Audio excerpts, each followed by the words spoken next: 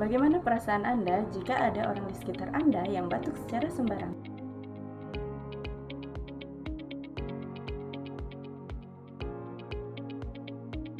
Tahukah Anda, di saat Anda batuk atau bersin, Anda dapat mengeluarkan ribuan bahkan jutaan partikel yang berasal dari mulut Anda.